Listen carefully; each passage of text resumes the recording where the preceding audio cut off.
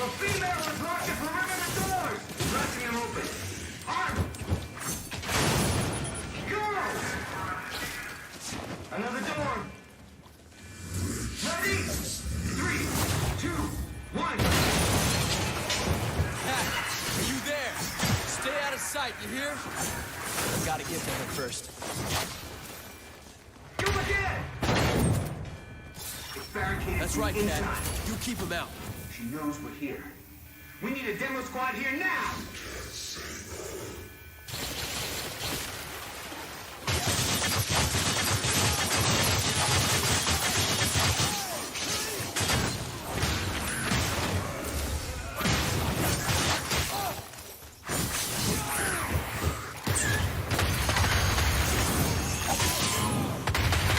Hello?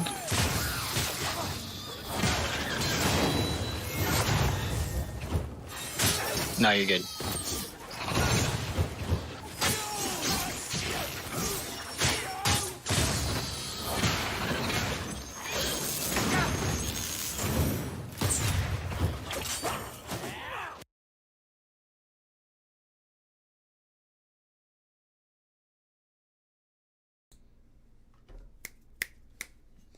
Alrighty. It's nearly time we get the show on the roll. I promise this stream will be far better than the one that I did last time. Yep. Last time I did not come prepared. Now I do. Oh.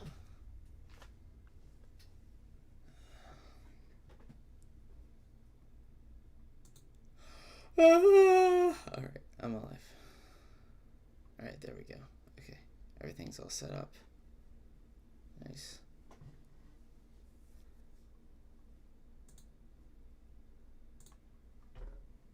How you doing, Hollow? I'm alright, how are you? I'm doing okay. This ought to be an interesting day, to say the least. Oh, we gotta wait for show or whatever.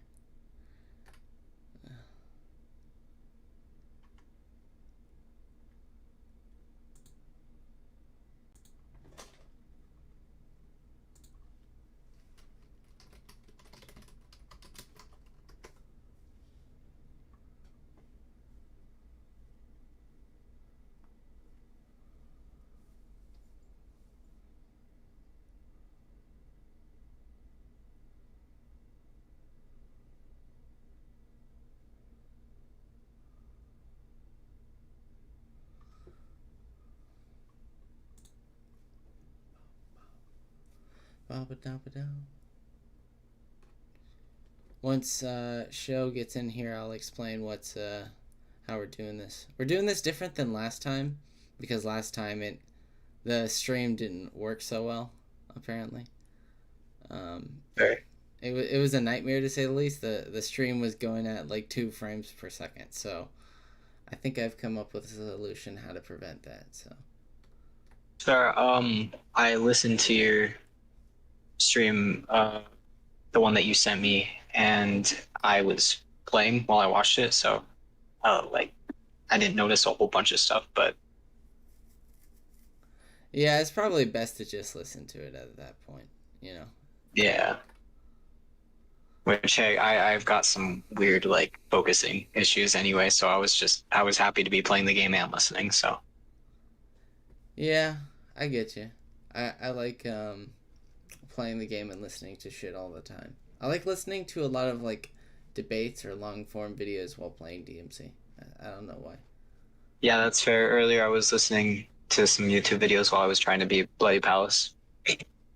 Yeah, it's perfect for Bloody Palace since we don't have any warm up like we do in DMC, but DMC 5. But it's pretty great nonetheless. So. Yeah.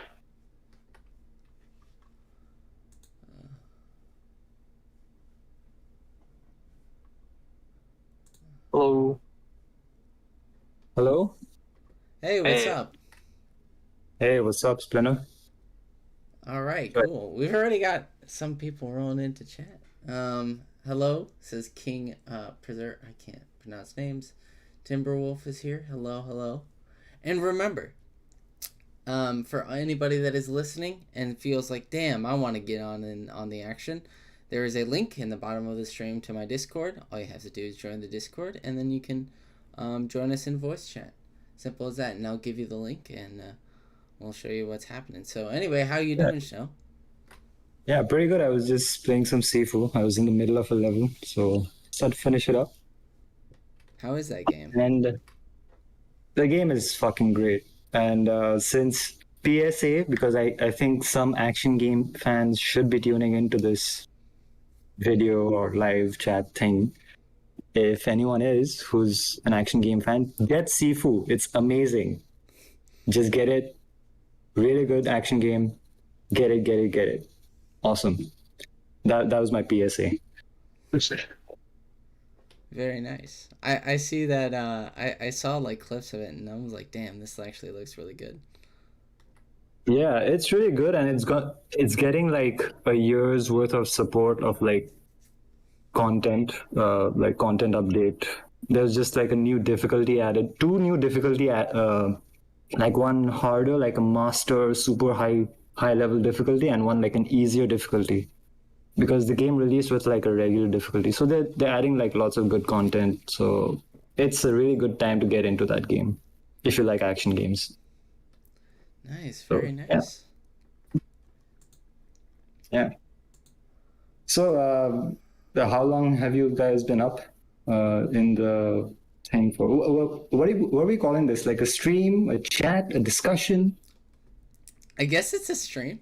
I mean, that's the closest thing that we got to it. But I'll show you. Since everybody's in here, I'll kind of show how this works. All right. We'll go into the voice. Hold on. Okay, so if some of you may remember, some of you not, but Johto, which is now Roy, sadly he could not join us because his mic broke, and he does not have a proper headset. That poor bastard. I'll send him money next time. But either way, he didn't get the chance to make it this time. But there were a lot of issues with our last stream. Notably, how I streamed it on Discord and on YouTube at the same time, which was a mistake that only God should have corrected, but he didn't. So that was kind of an issue. Yeah, failure. Exactly. It was really bad. But now I've come up with a solution to that problem. So I found a website, and when I mean found, I mean asked somebody else to see how they did it, and they did it, and they gave me the link. But apparently there's this cool ass website, I forget what it's called, but you can watch it at the same time. You guys can pause it, and so can I. That way we don't have to stream it via Discord, and we can just watch it via there, and then, you know, just like that. All right, but can we sync our videos so that we know that where each of us are in the video? Yeah. Because each of us can pause it at our own leisure, right? Yeah, so you can pause it at any point. Okay, but how do we know like that we're in sync in what section of the video? It's in sync for you. It's supposed to be like you watch together. That's kind of the idea of the. Okay. Let's just start it up. Let's see how it works.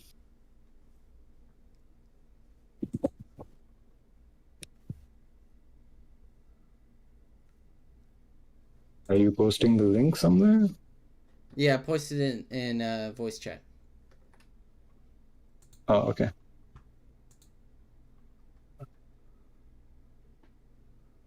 Join the room.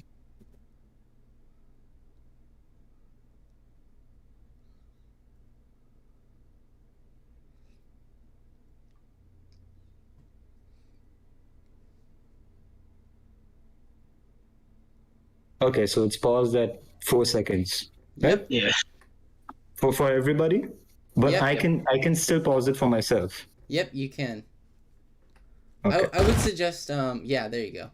I would suggest where the play button is to hit it there, because sometimes when you hit it in the screen it doesn't work, so I just either press spacebar or hit it right where the play button is. So that's what I'd suggest. Okay. All right, should we get started? I mean, if you guys want to, we can wait for more people to come in, or we can get started right away. Sure. I'm good. up for anything. Oh, Hollow. I didn't notice that you were here. Hey, what's up? We haven't spoken, right? No, we haven't. Whoa. Used as a that cheese. Got that. Okay.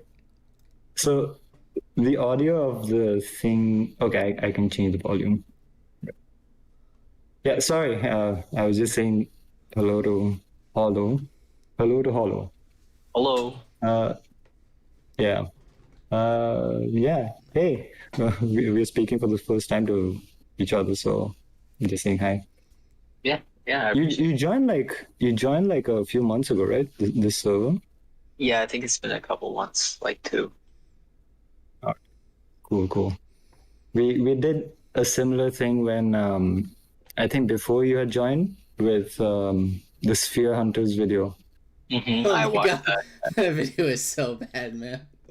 Uh, Yeah, I mean it's typical Sphere Hunter, just very vanilla, opinions. I mean she makes like I think it's her personality. Like everyone watches her videos for her personality, but like her opinions in general are just very vanilla about many things. Even Resident Evil, where she's supposed to be like this expert on, but whatever. That's Like that. and respect Spear Hunter. A lot of what you guys had to say was very valid. I didn't like everything that was said about her, but if she's wrong or if she's making a generalized statement, that's completely valid, And what you guys were doing was pretty like overall cool. Yeah, I mean, yeah, generally, like I do enjoy her content every once in a while, but that DMC video was just extremely like very, like the general opinions that a regular DMC fan would have Yeah. about how. Didn't hear a lot of new information on that one. the only Yeah, new yeah. thing that kind of bothered me about that video when going over the video again for, my response video is the fact that she, like, really is obsessed with emo Dante, the original teaser Dante that was in the trailer. And she even, like, points to a lot of the negatives in the reboot and says all those are because of them not being able to stick to that version of Dante. I think that's kind of, a bit out of touch, to say the least. Yeah, I think Yeah, that. Go ahead. yeah. Please go ahead. Like, I think, Oh, okay. yeah. To me, I feel like this has almost become a strange, like I've seen it with a few other people as well. I think that what happened was that ever since day one, I think that Reboot Dante has been hated. And the mindset with that has continued to evolve and it has become almost like a snowball effect. So everyone looking back now goes, well, maybe it wasn't great at the time, but if I could have gotten that, I would have liked that better than what we got because it's anything except for the reboot, which might seem like a really really black and white way to put it, but I think that it's obviously more complex than that when you break it down. But I think that sums it up as like people looking for a way to try and justify hating what it is now, I guess. I don't know. It's a bit hard to explain, but yeah. Yeah, and about like that design thing with like how Dante had changed from that initial reveal trailer of the reboot to what we got finally. I mean, DMC has a history of this, Like everyone knows that the first DMC was, like it started as Resident Evil 4. Yeah. Dante was a completely different character, and things evolved through development, like so that's just natural. It's not like, oh, they fell through pressure and that's why they changed things. I mean, I think it's still largely the same character that we saw. Changes will always happen through development.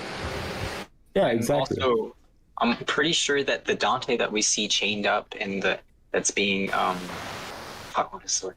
Oh shit. But I was Sorry. referring to be him as a kid, I believe. Yeah. Isn't that stuff that? But I can swear here. I Swear as much as you want to, just like don't get to the racial slurs, okay? I would never. No, don't worry about that. Nah. I think that is something that is in his lore still. Like he still is the kid who was tormented by a bunch of demons and probably had a dark emo phase because of it, and has a lot of deep-rooted anger. Like even a lot in the game, you'll notice sometimes he just kind of just closes off all expression, just dodges a motherfucker, and then just kind of keeps going. And it's like that's still there. I think it's the same Dante. We just brought a little bit more it's out just of it. portraying itself a little bit different due to different experiences and growing up a bit more. Yeah. Yeah, and he in like certain flashbacks, you still see that Dante was harassed by authorities. Like you see like flashbacks And you also see it in the comics. Yep. Right, but in the game itself, like you see him fighting the police and just being harassed by certain human institutions. So that's still in the game. Yeah. So yeah, regardless of what media you're looking at in regards to the reboot, it's all still showing that kind of against authority kind of mindset. Yeah. They really said his sword's name is Rebellion. Let's take that literally. Hell yeah. Yeah. Yeah, and it's a cool way to do it, I think. So. Alrighty, before we jump back in, let me remind the viewers yet again, if you wants to join us, you can always just take the link down in our Discord. We're in voice chat, and we'll give you the link, and you can join and have some fun with us. But anyway, so with that out of the way, do you guys want to just get into it? Yeah. Yeah, let's go. Alright, cool. I haven't watched this in a while. Are stronger than we ever could have imagined.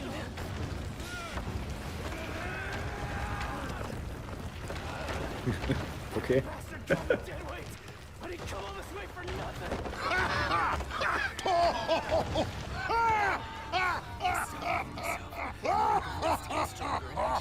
If Dante loses, you're all that can defeat yours.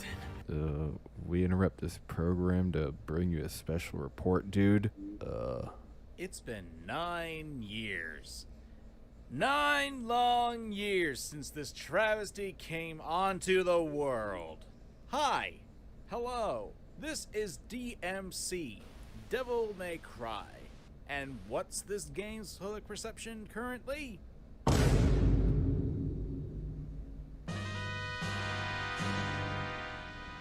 What the hell is this?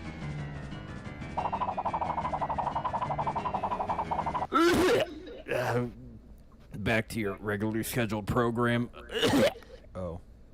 Also, sorry, movie's over.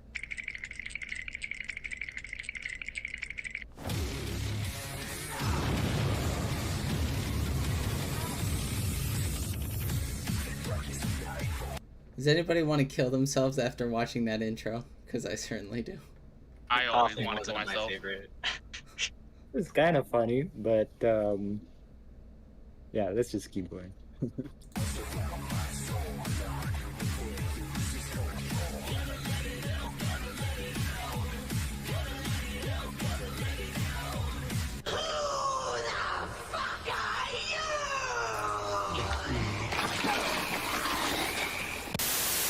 Now, before you start typing up your comments, because I happen much to know ear there rape. are people who do bring up the definitive edition of the game as a defense of it. And yeah, I agree, it did fix quite a few issues, but that's not the game I was given when this mess came out. And it still doesn't fix a lot of the issues I have with this game's story.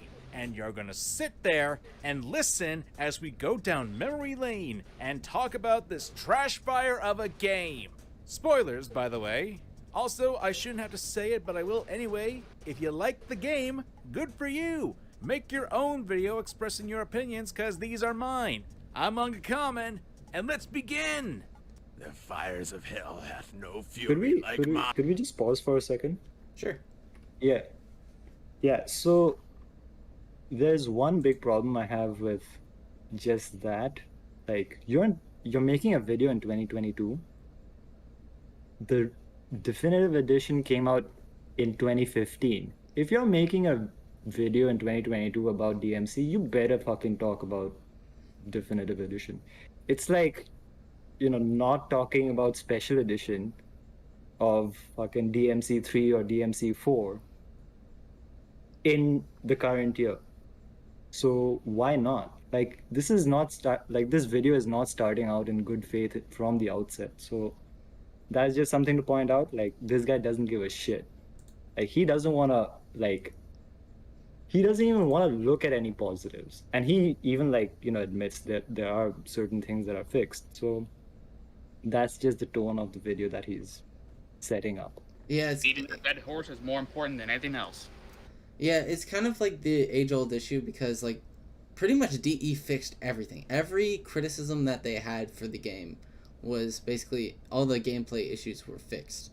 So it's much easier for them to just go, oh, just like it wasn't released on launch day, so therefore I can talk about this version, even though it's like an update. You're making a video fucking 7 or 8 years after Definitive Edition came out. Not even 7, 8 years after the original release, but 7, 8 years after Definitive Edition, and you just want to ignore its existence. Like, what the fuck? And nobody's gonna point out that Definitive Edition put in like more features than any of the special editions of the original, series. Nobody's gonna point that out. That too, and it's just the sole fact that out of all the editions of the other games that we've gotten, DMC the Reboot DE fixed issues. Like other previous titles when they were going for different editions just added more characters. But this version of the game went out of its way to like literally have a whole document just dedicated to all the stuff that they fixed. And people at the end of the day just ignore it anyway. It's really frustrating. And it's not just fixed. They gave like so I just recently got Definitive Edition like a few months ago, and I'm going through it. And it's not just fixes. It's like small little quality of life improvements, lots of like balancing options, new difficulties, new difficulty modifiers, must-style mode. There's just so much like just fan like mod stuff that they were inspired by, like PC mod stuff that they were pretty good inspired game by. and then make it great with extra polish. Exactly, like if you compare that to what they did with Special Edition DMC5, that was just bare minimum. I think it was even less than bare minimum, because I think Dante and V should have been playable for all the missions, but they still didn't add that. So I think DMC5 or even 4 or even 3, they're just bare minimum special editions. Whereas Definitive Edition, they went out of their way to like add a lot of really cool stuff. And not just fixes. So let's just point that out. Anything you want to add, Hollow? I do agree with you. I think that to analyze a game based off of when it came out is valid in a sense, but I think that Show is absolutely right in taking the time into consideration, because especially I think that also taking the time into consideration also has to do with the how we talk about it versus DMC5, for example, or at least how a lot of people hated this reboot because they were afraid that it replaced something that they love. And now we know that that's not the case anymore. So I think that when times change, we absolutely need to change how we talk about this subject.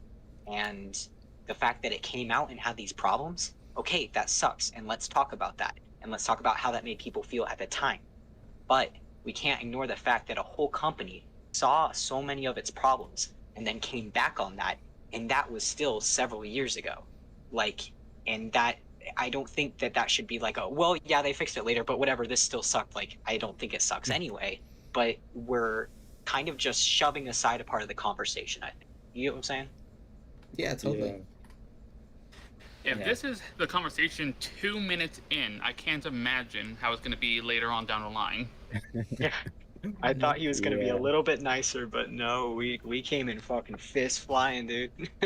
Yeah, he's setting the premise. He's setting the tone for the entire video. So yeah. All right, let's keep going.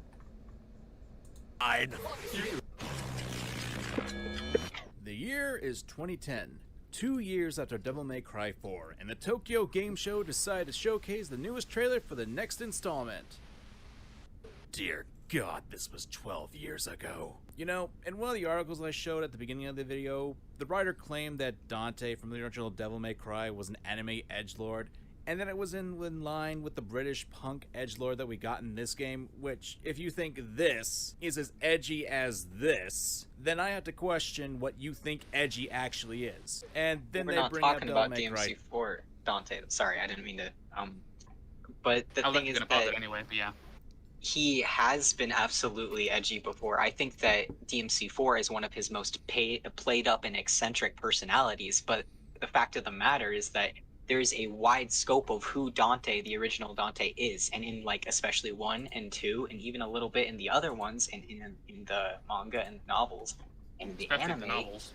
Yeah, he's not just eccentric. He can be a little bit edgy, like, and I don't know, and I hope you Here's get what the I'm thing. saying. Yeah. Here's the thing. Itsuno, in DMC3, he definitely had a bit of the edge remain, but in DMC4 and a bit in DMC5, it became more comedic and more having a good time, having more style, and less focus on being an edgy kind of serious story that Kamiya had with DMC1. Yeah. Yeah, I would say like it's because they're all different creators. Kamiya has a different take on what's stylish and cool.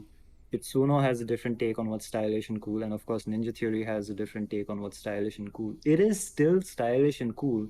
It's obviously because they're all different creators. They just have a different perspective of showing that. That's it basically. So Dante is, you know, stylish and cool, but in different ways in different versions. So that's basically it. So I don't know what's there to complain about. Here we go. The most thing that annoys me the most probably about when talking about the reboot is the word edgy. I hate that word so much because it basically just means like anything I don't like. Because they just take that word and they just apply it to whatever fits. Like, oh my god, look, the combos are a bit strange. Oh my god, that's so edgy. You know, it's to be used like as a weird slang rather than actually like talking about it in an in-depth way. It's so annoying. I mean, here's my thing about the word it's definitely edgy. loaded. I'm sorry. Here's my thing about the word edgy. No one can really ever explain why edgy is a bad thing. No, I mean they can't explain what really it is, but they also can't explain why it's bad. Like Dante curses a lot. That's edgy. Why is that bad? Never really had much of an answer. Edgy itself is also a word that I would describe as neutral, and a lot of people would use in a like maybe a little bit silly, but a positive connotation too. Yeah, I could be. You know, it's just at the end of the day, edgy is just a tone. It's not a criticism. So. Agreed. All right, let's continue. Too, as if that's actually a point in their favor to show that Dante has always been edgy in the past, and neglects that fans that hated that version too. You don't want to be like this. This is disgusting. This is awful here we in go. every way. If I could kill it, I would. And the reason why when 3 and 4 came out, the developers went back to playful Dante. I don't even like the word edgy to be used as a critique, since like Okay, he's everything just on the repeating our internet, points. people have watered down the word to mean almost anything they don't like. But this Oh, wow. back in the day Oh god, certainly we're didn't- coming. Whoa! He saw ahead of time. Oh my god. Maybe he'll actually listen to us throughout the video, guys. Oh my god. did have what was considered to be edgy. And while yes, Devil May Cry did have its growing pains, most of the love for the series came from 1, 3, and 4, and how enthralling those games were, even though 4 was lambasted a little bit. Then you get this mess, which, can I say, looks ugly as all sin, and not in the good way. I'm not going to say that the previous games in the franchise were great masterpieces, but this trailer certainly didn't really appeal to the people. Gone was the fun-loving strawberry sundae eating badass, and you got this crackhead-looking smoker. It literally goes against DMC's thesis statement. You can be cool without smoking, swearing, or being a jackass. These are Whoa. That is not the thesis statement, but And okay. we talk about how on several occasions Nero has like extreme like breakdowns and acts like a complete baby. And that's coming from someone who loves Nero, by the way. We all have our emotional breakdowns, but Nero's also edgy and whiny and weird, and we literally see Nico practically being glorified, at least the way that the camera goes in 5 when she smokes a cigarette. when did they ever Yeah. say, like, is this on the screen? Let's see what there's. I already read this. About cigarettes, this is simple. I just thought man without cigarette is cool. That's not a whole thesis of DMC or Dante as a character. That's just Kamiya's personal preference of, I just don't think he needs to be cool. I don't think he needs to smoke to be cool. That's it. also one person, and they did utilize that later. And I don't think that smoking necessarily makes Dante cool either, but it was definitely supposed to be like just a different thing that they're like. It was a very odd, I guess, thing that people paid a lot of attention to. When if I would have watched that, I don't think I would have cared that much that he smoked. Yeah, me neither. And it didn't come out in the final version anyway. That's just, they changed that for whatever reason. That's fine. That's fine. But yeah, it's strange that this guy is making such a big deal. And generally, DMC fans make a big deal out of this smoking thing. It's kind of Well, strange. this character doesn't need to do this. This character doesn't need to do this, except they do. Or at Yeah. least like other characters do it within the universe. It's a Just because the character doesn't need to do it doesn't mean that they can't necessarily do it. yeah, or that it makes it a grand betrayal even. I don't know. Oh no, I feel like when it comes to certain characters, especially as like art goes along, we tend to have a pretty perceived notion of like what a character is. That way, when somebody acts even a little bit out of line, they tend to freak out after it because it's got to be just like this. It's got to be just like this. But it doesn't necessarily need to be. Just because it's different doesn't mean it's necessarily bad. Sometimes the newer takes on the character can really, accelerate them to new heights. I'd say 3, even though it's similar to DMC 1 Dante, DMC 3 Dante is way over the top. And this, yeah. I would like that version better, and it's because they went out of that way to do something different that they ended up succeeding. So, For one moment, going back to the cigarette thing, it's also very odd that today that is such a big deal to a lot of people who criticize this game, considering that they saw that there was a backlash and then went, "Oh shit, people don't like this. Let's take it out." And then people were like, "Well, what if?" Like, I remember Susie being like, what if he did smoke, but he learned not to by the end? It's like, maybe they were going to do that, but they didn't because people threw a huge fit. You don't know. Why are you throwing a fit about something that happened way long ago that they took out of the game? Because people threw a fit about back then. You know what I'm saying? I also feel like he's doing every like bingo card in the list right here. He's not going over DE. He's talking about the original controversy of the game. He's talking about the original look for Dante. Oh, they just like all line up in a row, instead of actually like getting into the actual game. I feel like people just talk about the controversy and the stuff before the controversy before actually talking about the game, Yeah, he hasn't spoken a single word about the actual game.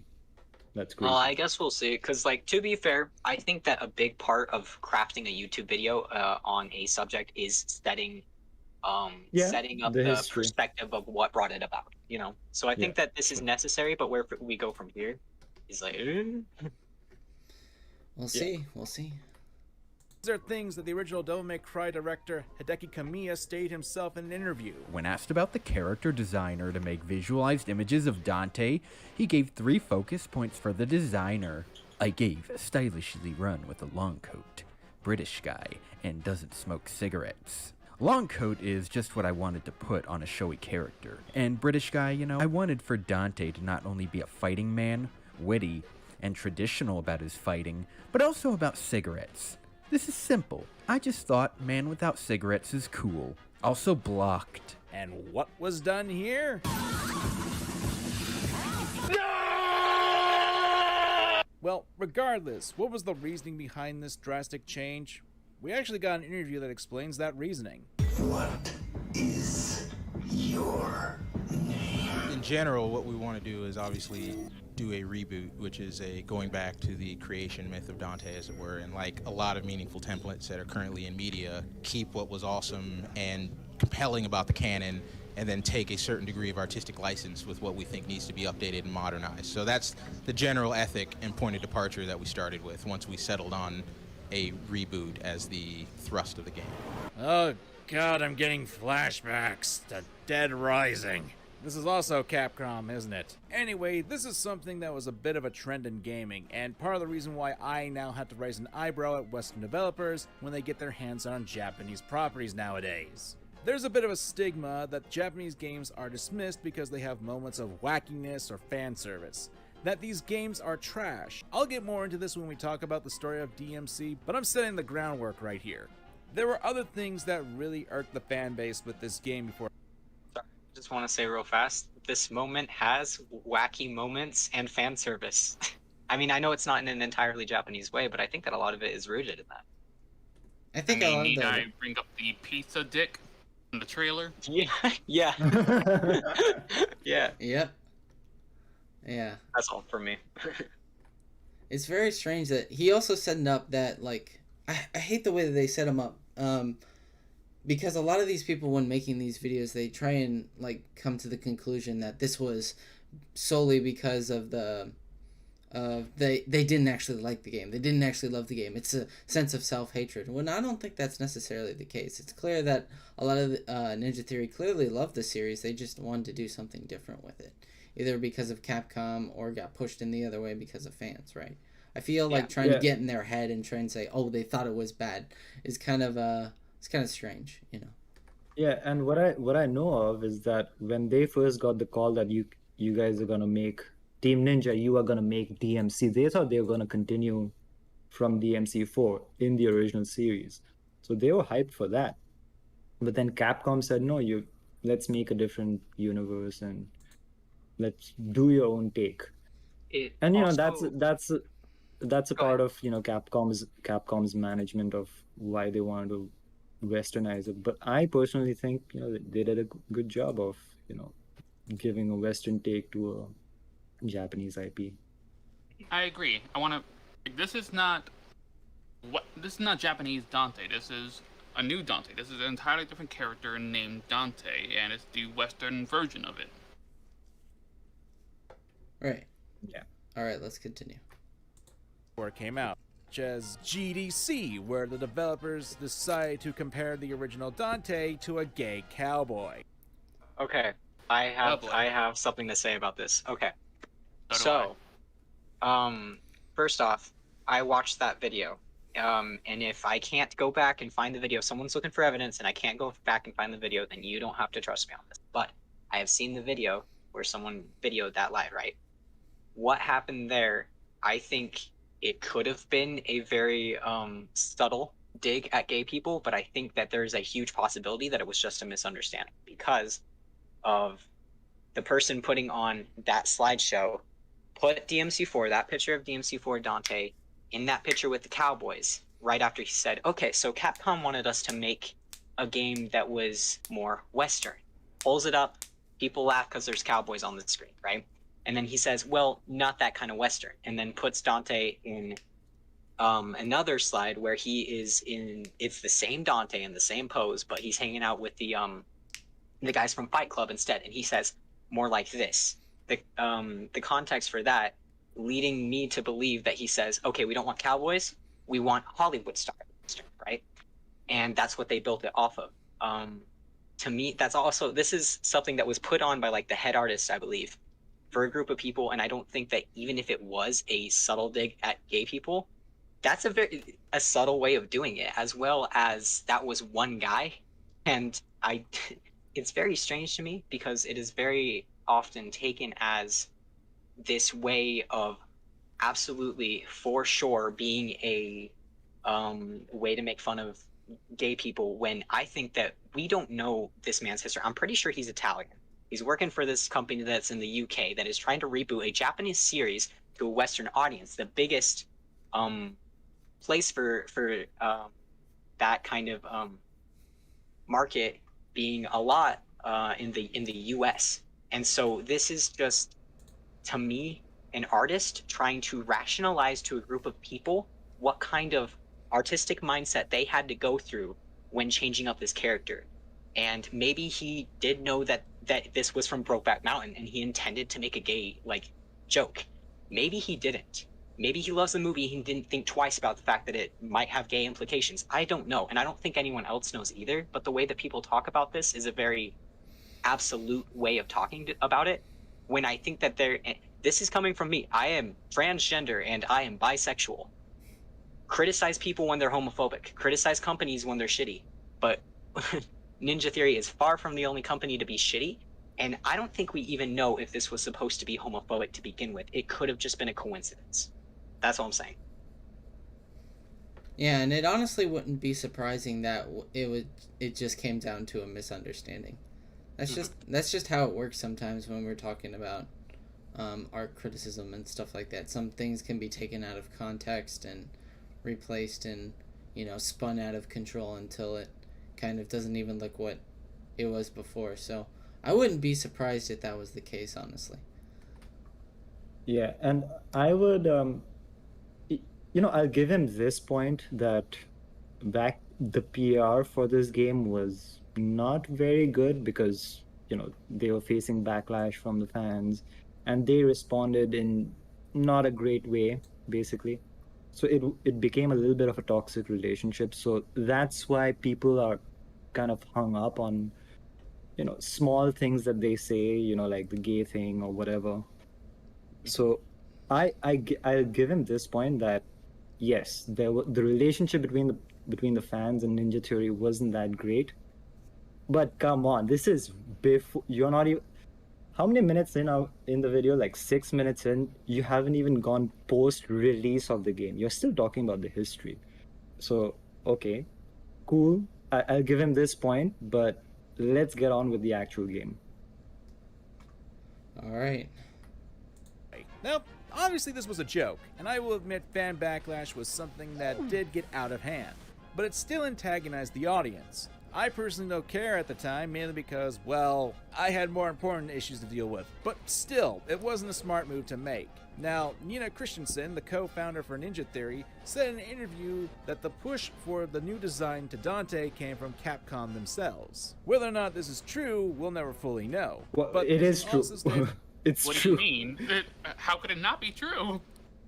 Yeah, it's true. Everyone knows this. They thought they were, like I said, they thought they were gonna make a sequel to Devil May Cry 4, but they said no, do a different Devil May Cry. That's the entire point. Even then, even when they knew it was a reboot, they tried to make designs that was somewhat similar to the original Dante, but was told, no, be more original. Yeah, I'm pretty sure I remember reading other people's experiences designing Dante and then being told, okay, let's change this a bit by Capcom, or changing Dante specifically to meet what the fans wanted because they were trying to fit. Yeah. I don't know. Yeah, this literally is shown in the concept art, basically. Yeah. By Chris Evzen, Capcom's VP of Strategic Planning and Business Development, that there need to be a new look for Dante. Again, this isn't full-on confirmation of this being true and the team was expecting backlash, but considering what we got in the final product, yeah, I still don't like this decision no matter who made it. It didn't help that the game journalists were being their usual jackass selves at the time too.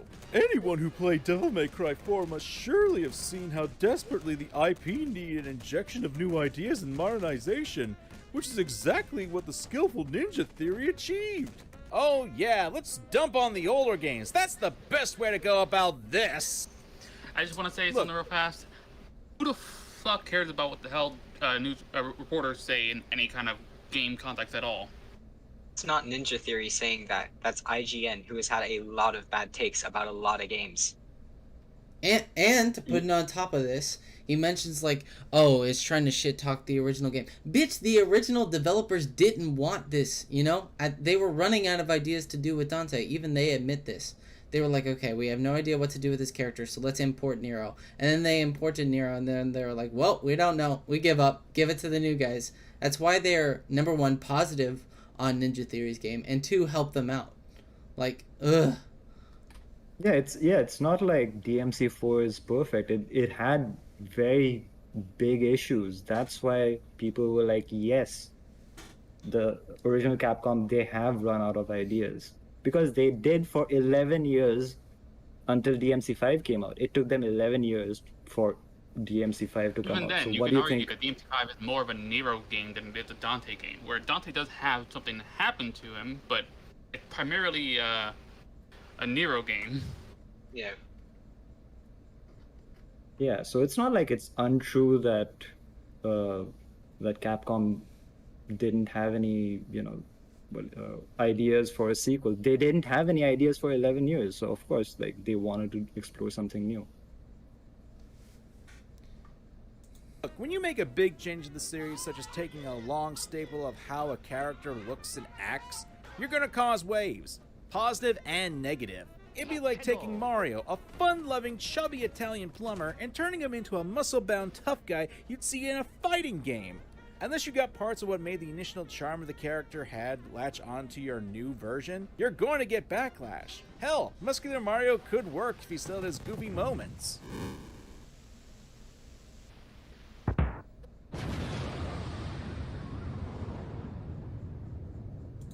Dante does not have that in this game. He lacks the charm and grace that the original Dante had. There's nothing in I the love game this that moment, by the way. It's a funny moment. I love it. Same here. Like, I loved it from the first time I saw it, like years and years ago, and I still love it today.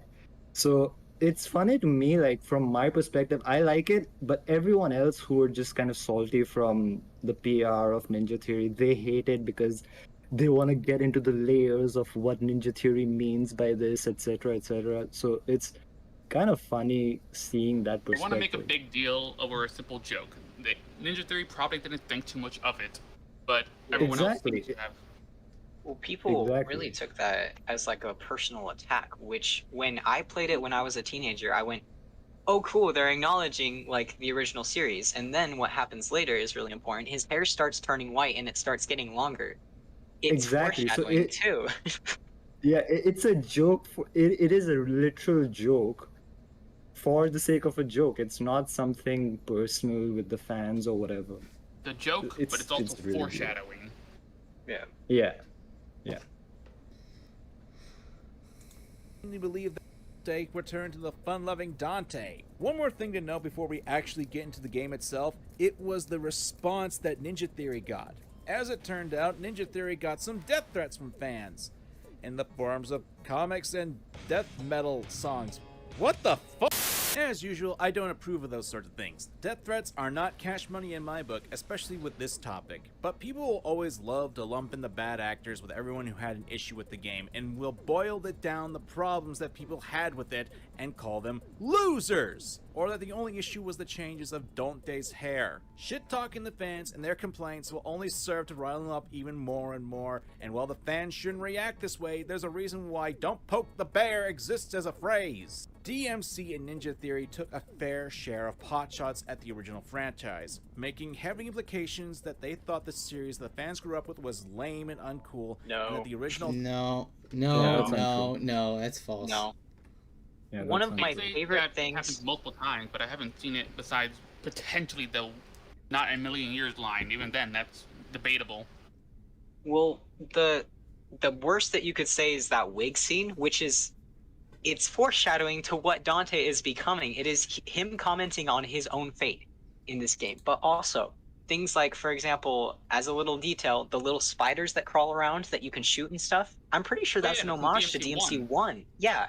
And as well as a lot of the trophies are named after old DMC games, and these people got on this project because 95% of the trophies are all like references to the OG. Yeah, and also, I actually went into the subtitles and saw some unused subtitles. Some of them actually reference pizza because the OG Dante loves pizza. Pizza's in the game because OG Dante loved pizza, as well as the fact that it's I lost my train of thought. That's okay. I get what you mean though. It's very frustrating because like yet again we're getting into people the Ninja Theory's heads and assuming that they hate the old series just because they have like okay, let's face it. How many games have we loved, that we love with all our heart, but like still have criticisms with? That happens all the time to a favorite TV show, a favorite movie. We go, yeah, I love the movie, but this is kind of weird. And the fact is that people take that little bit of criticism and then they blow it up to mean, oh my god, they think the original series is lame and that their series is cool, you know? Absolutely. I've seen it with Taneem a lot too, but the most that I've seen Taneem say is some slightly passive aggressive things towards the people who are telling him to kill himself. The thing is that people being like, oh, you're a loser because you're hating on us and sending us death threats. Yeah, sure, maybe you can say it's immature and that it's not good for the company to do that. But saying that you don't like the reception that's being had doesn't have anything to do with old Dante. And saying we want to do this and what is the word? We want to revolutionize this Dante in some ways in order to do what we think would be better for him to appeal to this Western audience and stuff like that. Them talking about that, I want to go back to the fact that this is an artistic mindset. When you're working on a project, as an artist, a lot of times what you have to do is communicate to others and put yourself into a mindset so that you understand what you are going for. So people communicating, this is what our Dante's doing. Okay, here's how old Dante was. Okay, here's what we in Capcom think isn't really appealing to especially this Western audience where there's a huge market right now. Let's do this instead. That isn't a dig at old Dante. That is just a different perspective into doing a couple different things with it. Yeah, but I will give this whoever's made this video the point that when you're communicating with fans and when you're already under pressure and facing backlash, you should be, there's something called PR. You have to communicate with fans in a certain way that's respectful, and they are professionals. They're literally professionals. They're going to be kicking out a product in the market, so you have to communicate in a certain way. So I do think Ninja Theory's PR should have been a bit better. But PR is not relevant to the game, the end product, at least in my opinion, because PR is just PR. Trailers are just trailers. This game has been out since 2013. Let's talk about the game. This video is already 1/3 just before the game's release. So I hope he gets into the meat of the game. We're 9 minutes in and he hasn't talked. 9 minutes in and he hasn't even talked about the game, dude. I'm so sick of this. Dante came in uncool as well. They never said he was We live in a time where lame. people are really protective of the media they consume. Even 10 years ago, this was a thing, and it's unfortunate that some people take it too far. But for what we got, I have to say, I'm not a fan of it. Okay, so let's get to it. So you must be the secret ingredient. Oh boy. Whether or not you think Dante is better as a character than the original Dante, that's not the point of this video. I mean, it started off as when I began this script, and I still think that this decision was stupid, even more so with this, which makes no frickin' sense. Why would there It be makes one sense, it's a wig joke. at a pure amusement park. Rule of Regardless, cool. for this video, I'm going to be upfront and concise for once in my life, as I consider the game to have an average, if not lower script, with an engaging plot and characters whom are just as memorable as cardboard cutouts you find in your local movie theater. The story is basically a cliche of Hollywood movies, and unfortunately the games have been falling victim to politics. I've stated this before that I don't mind politics in games, and at the same time, I hate this phrase. Wow. So you're like all political. Everything is political, Sean. Are you sure about that? If you don't want to waste your time watching an 80-minute video where I explain my stance in a more nuanced, but to make it clear reason why I hate this phrase, my reason is because people shove politics into everything and will use that to project political motivations into everything. Not everything is an allegory for politics. Politics do not encompass all human experience, and if you're viewing everything through a political lens, then I have to say you must have a very stressful yet boring life. Politics are important, yes, but not everyone wants to be in a political mode all the time. Oh god, he's an NT SJW. This took a weird turn really quickly.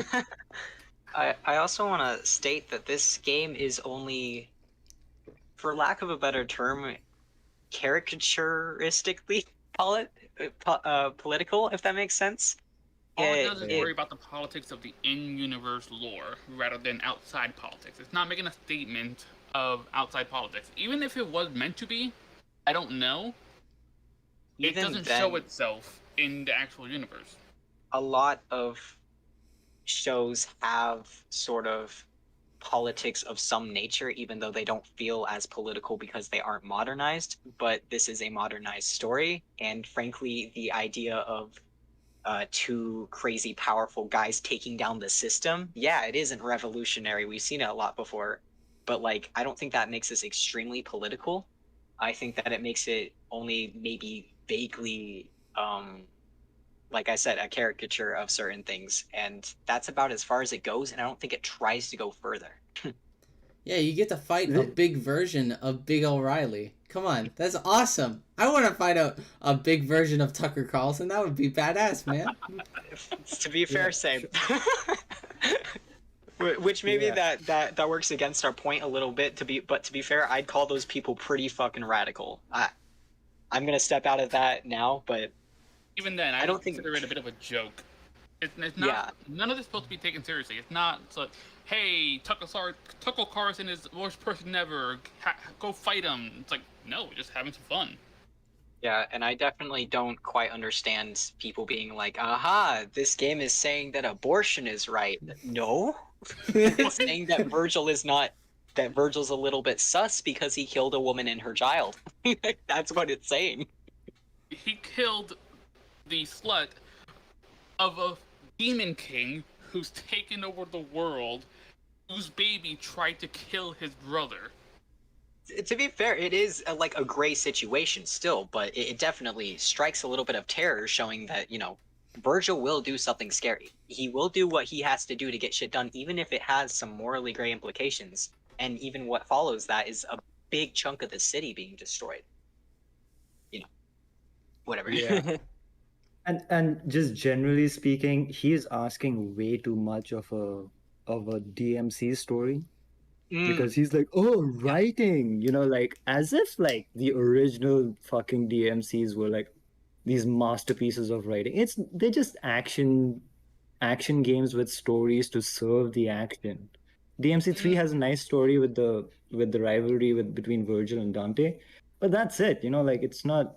These games are not, story masterpieces. They're just stories, just flavor. So he's asking. I don't know if I much, agree with that, actually. The way I see it, while a story is kind of complementing the action and the general gameplay, I do think that if you're going to have a story, you should make it good. And I do think DMC1 does a pretty good job of having a good story that is complementing the gameplay, but is also good on its own rights.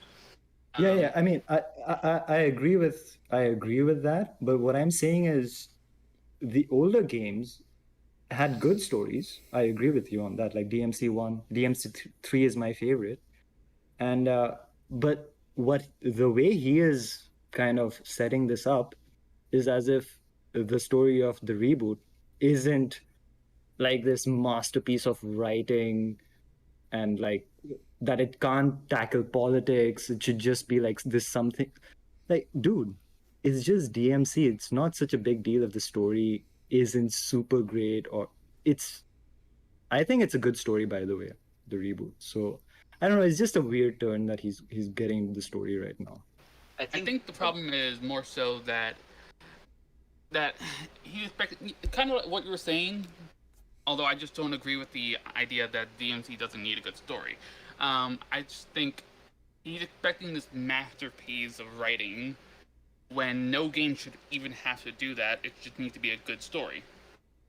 Yeah. I think it's very important also to take into consideration the length of these games and how much you can dedicate to that when you are of that length. And to me, like the reboot has serious moments, but overall, I think that its story is supposed to be secondary, and I'd say that for the rest of the series as well. And secondary does not ever equate to unimportant, but secondary. And it's a thing for me where it's very strange where I feel like people, when criticizing the OG series, they don't often visit the story at least in that expecting that amount of detail to be covered. Because I feel like they are oftentimes very simple. I don't think that they are very complex stories. I think that the reboot gets a little bit more complex, but I don't think that that justifies it needing to be the next Game of Thrones. Or I feel like a lot of people hold reboot story up to this expectation that isn't asked for with the rest of the series, if that makes sense. Yeah. I completely that's what I was trying to say. Yeah. Thank you. Agreed. That's well said. And sometimes people just want to enjoy something, and politics in a game doesn't mean it can't be good. Sugar bad for you. When it's done right. Like, there's a difference between having a subtle message in your game, and then there's an in-your-face look at us, we're being SMRT here. Capitalism is It's Devil May Cry, man. Yeah, who cares about subtlety Devil May in Cry fucking is DMC? all Oh about my God. being in your face. That's Oh my kind of God. the point of Limbo too.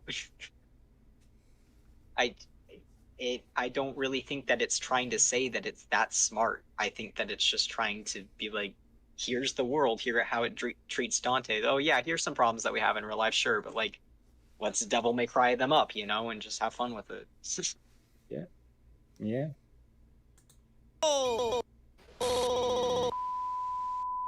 Is this blatant and not helped by the characters not being all that great, you don't have a compelling narrative. And just because you have a mature writing and mature message doesn't make your writing mature. Dante's story in this game is probably one of the most Dante's story in this game is probably one of the most cookie-cutter, anti-establishment messages I've seen in a game. Big corporations are bad, poisoning our lives, and people are too stupid to see it. Blah, blah, blah. This would have made a much better statement if this wasn't stuff we've seen before. I've stated that just because something has been done before, though, that doesn't mean it's bad.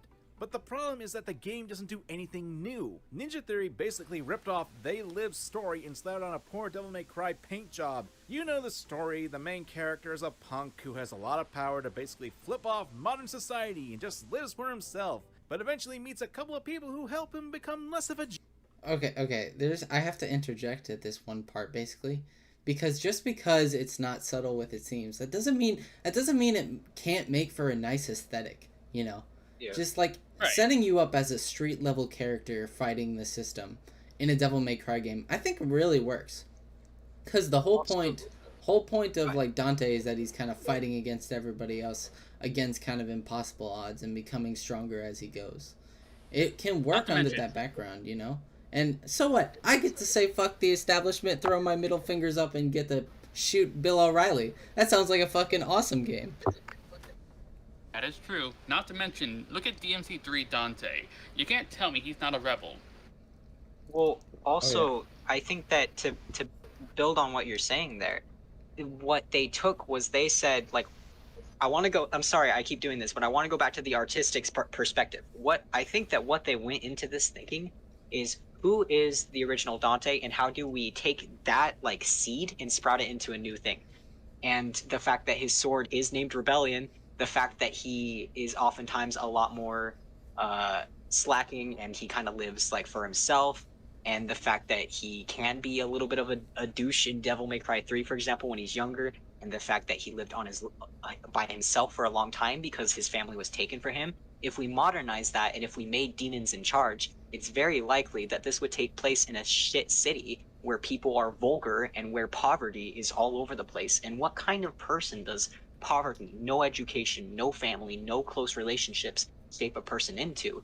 I'd argue, more realistically, reboot Dante. While OG Dante might be a little bit more initially likable, I'd say he's a little bit less real for what they were building off of. They built an entire world where they wanted to integrate demons directly into the system and make them use that for their advantage. Okay, what kind of world does that make? What kind of person does that make when they live in those situations, but we make it a little bit more grounded in a real gross, impoverished city? You know what I'm saying? Yeah, I get you. Yeah. Yeah. And just regarding the story, the political stuff is like I think Hollow said it. He said it's very caricature based. The more subtle, okay, I guess there is a little bit of subtlety in the story, but the more quieter moments, the more intimate moments in the story is between Dante, Cat, and Virgil. And I really enjoyed that as a fan of Devil May Cry in general. Like I enjoyed like how, because you never see this in the OG series. Like how was Virgil and Dante like with each other before the games? Like how were they as brothers, as family? And you really get a fleshed out experience of that in this game. So I really appreciate that. The political stuff is there, but it's very like just over the top and crazy and DMC-fied and style and whatever. So I never thought that as very important. What I thought as important was Cat, Dante, and Virgil. And that's what I enjoyed as a DMC fan. Yep. Jackass, and he learns to care for the world. It's not like we haven't seen that before. Hell, you can even argue that Nero in DMC4 and Dante in DMC3 had similar character arcs. The developers were trying to make Dante and his world cool again. Remember, by Ninja Theory standards, Dante from the original games was lame. Here's the thing about OG Devil May Cry stories. It's just not what they were looking for, and there might have been some stuff that they thought was lame about him, but I'm pretty sure they all did love him still. Yeah. Oh my god. I wish they could actually bring up more positive quotes that they mentioned about the game, especially the gameplay. Like there is when asked about the gameplay, Ninja Theory like responded with a whole paragraph on why the original game's gameplay was really good and how they're trying to import that into their game, you know? Yeah. But it doesn't fit their narrative. They moments, yes, but what made them so memorable was the cheesy lines. There's a certain charm to this cocky demon hunter. Dante has And cheesy what's lines. Dante's clever one-liners? Obviously, yeah. I'm going for the most blatant example here, but let's look towards the interaction between Dante and Virgil. You sure know how to throw a party. No food, no drinks, and the only babe just left. And in this mess, I'm stronger. I'm smarter. I'm better looking. I got a bigger dick. Brothers. Okay, That was a good line. I don't okay. care what they say. I love that. Exactly. That's exactly what I'm saying. Like I love that scene because that's just fucking banter between brothers, you know. So Yeah. if you hate that, fuck you. You probably don't have a sibling. Yeah. Yeah, and you don't have a sense of humor. Like, what do I say? Okay, yeah, continue. Best king, best king. fuck you! If you've had any sort of time in the DMC Phantom, you've already seen these scenes. You know that the writing isn't clever. It's probably some of the most try-hard BS. And it just lacks the charm that other Devil May Cry games had. That cheesy charm. People like watching the original Dante because they're so fun to watch and listen to. It's genuine. It also helps that it makes the character all the more memorable because his snark actually fits his character. However, when Dante tries to do something cool or say something cool, it's more mean-spirited and off-putting to the audience. It's not just because he's unlikable. Trust me, there are characters out there who are absolutely adored who have done much worse than Dante. The main issue that I'm supposed to like this character better than the original Dante, like, fuck no! There's a place with a more crass writing. But when it encompasses a majority of the writing of a story with the protagonist who's not really all that likable, then it's just a slog to sit through. Like, there's an attempt with supporting cast to increase the interest in the story, which apparently Ninja Theory was pushing a bit more with this. Gee, where have I heard that before? What in the world? But the characters barely add anything. No better example of this is Cat. You know, the cutout of a character whose character's traits are being kidnapped, abused, and jerking off squirrels? No, I'm not kidding about that last one. Yeah, she has a role in the story as someone to find Dante and open portals to Limbo, but there's nothing really to her character beyond that. Nope. That's completely false. She is what makes Dante invested in this freedom fighting story that he gets involved in. And I would she say represents all of humanity. I would say she has as much depth as Lady and Trish does in the original. Yeah, I don't think that you can say that she's like extremely well written or deep, but if you're comparing it to the rest of the series, then she's got about as much there as the rest of the girls do, especially Kyrie. But also like it's important to note that you can criticize this game based off of how many times, or rather the big one time that Kat is made as this thing where you have to go and save her, etc., etc. But that is built on Dante finding his empathy through earlier in the game. You play as Dante as he runs throughout his old house and figures out his entire childhood, puts that back together, and then relives the trauma of having his mother killed in front of his eyes. And we've also had Dante tell Kat directly that he has had a bunch of scuffles with the authority in this world because they are under the influence of the demons. Then we have the Order get fucking fucked over, and we see as Dante immediately tries to help someone out, unless this is only in DE, but immediately tries to help someone out, realizes they're being shot, and then goes, okay, the only people that I think I can save right now are Kat and Virgil, and Kat is the one who is in the most immediate danger, right?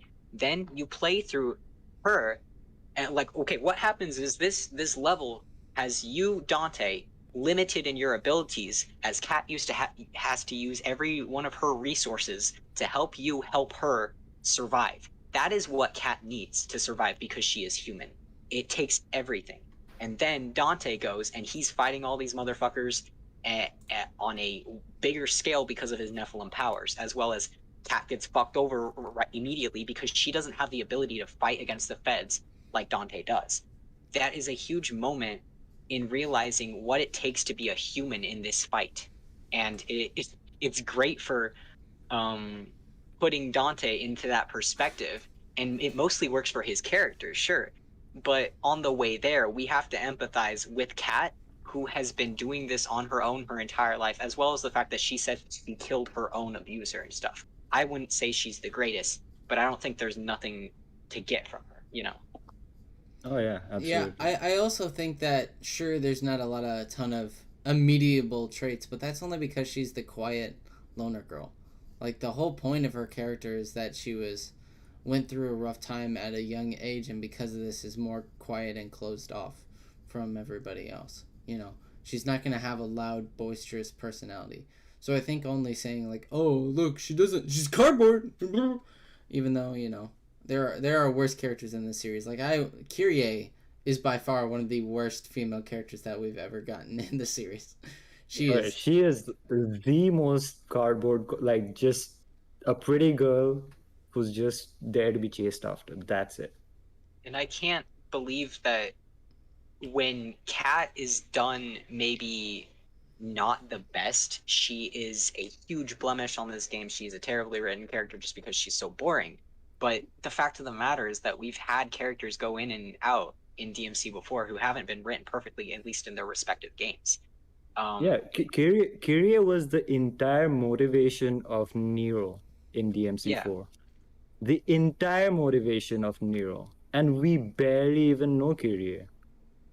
Yeah. And why do you think she doesn't exist in DMC5 except for this one time where she calls out Nero from the corner? Yeah. Because she has no character. Yeah.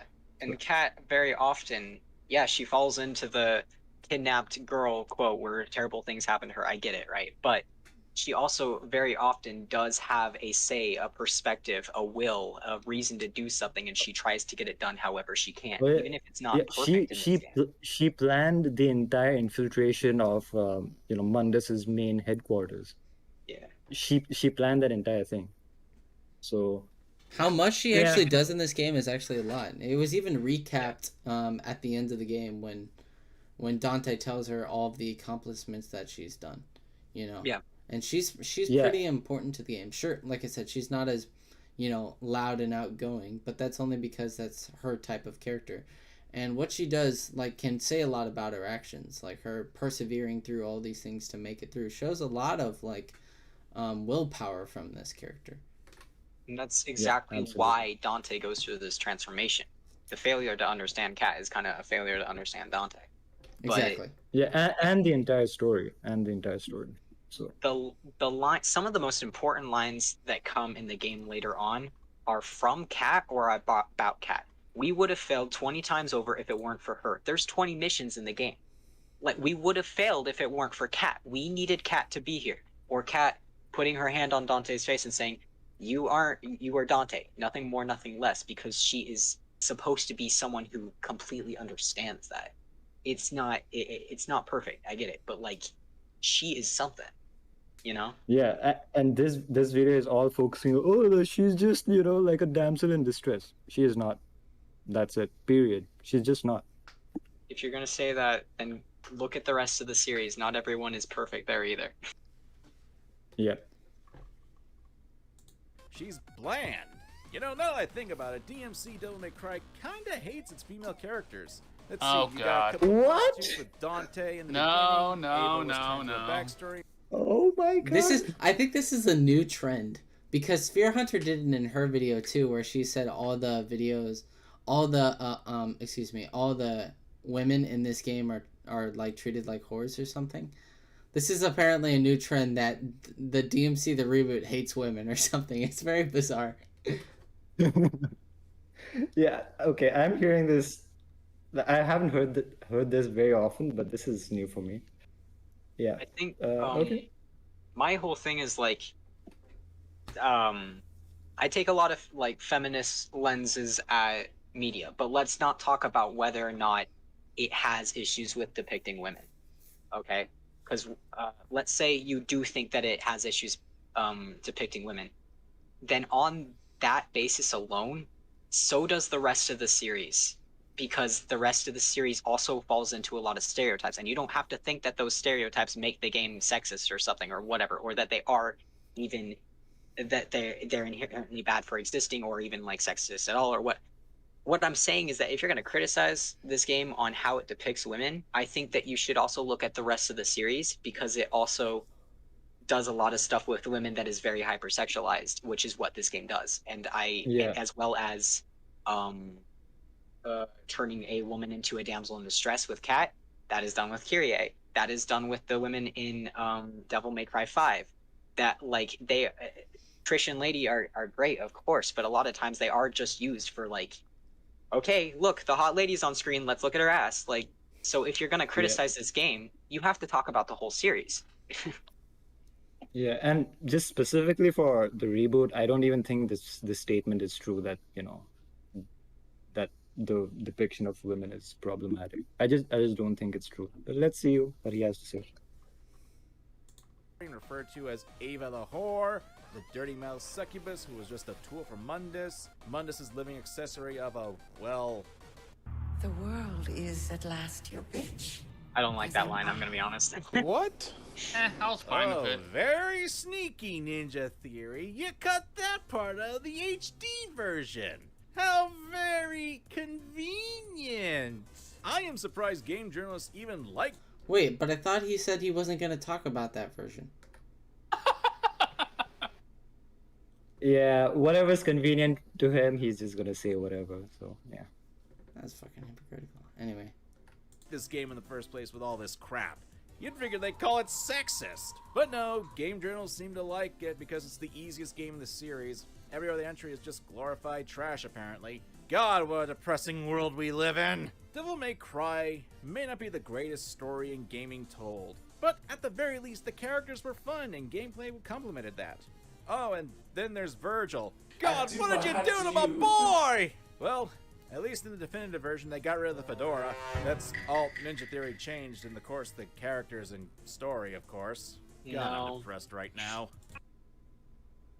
No. Okay, the fedora thing is just nonsense. People are gonna be like, oh, fedora, and that's it. They don't have like an actual thing to say about it. Anyways, just funny. Yeah, fedora funny. That's it. Like, they got nothing to actually say about what Virgil... He also has an arc. He has certain things that he has to go through. He is also finding out that he has a brother. and he has to reunite with him, and how he has to deal with all that. But nobody fucking talks about it because they're not interested. They just, yeah. So DE even added another scene where Dante is chastising Virgil for making a decision that got thousands of people killed as well. That they did add that to flesh out the characters more. Oh, okay. I actually went through that in DA. Was that like DE special for DE? Because I don't remember that playing. Yeah, like... it was the exclusive. It was actually in the original PC version subtitles. But they cut I it guess it out. wasn't used. Yeah. Ah, okay. Yeah, that's interesting. Okay, I hadn't realized that. All right. Oh god. No, now, it's when not. it comes to gameplay, that's a bit more complex than me saying it's garbage, because it ain't. Granted, I'll say initially the game had a lot of issues, and I'll bring them up here just to be fair, but know that a number of them were fixed with the Definitive Edition. I'm just bringing them up now because apparently the most common version is the Steam version, which is not the definitive version. It's hideous. But beautiful in an ugly way, but mostly hideous. Who am I kidding? Knowing how the internet works, you people aren't going to listen to this. So, probably one of the worst aspects of the game is it initially being at 30 frames per second. When you're in a game that requires good timing, reaction, and action, that's not good. Especially when you consider that the previous games in the series ran twice at that. Thankfully, this was fixed in the Definitive Edition, like I already said. It still had the small minor effect of combat feeling a bit clunky at times, though. There wasn't an actual lock-on mechanic initially, and while you don't really need it, when you're dealing with large amounts of enemies, you'll find it hard to get specific enemies. I even experienced that when I was fighting the succubus, that when I wanted to attack her fingers, I'd actually go for the head, and it was a similar experience with the regular enemies too. Whether they're flying or you attack them with the wrong colored weapons, the lack of lock-on made a bit of a chore. Oh yeah, that was also a thing! The color-coded enemies and... By the way, I just want the record to be stated. The reason why he hit the head was because he was in the air. The fingers are on the ground, so if you're on the ground, you'd hit the fingers. I played that boss fight pretty often. Yeah, so. yeah, and nobody. Yeah, and nobody mentions that the implementation of lock-on in the original series isn't perfect either. No, like it's so it's far not from perfect.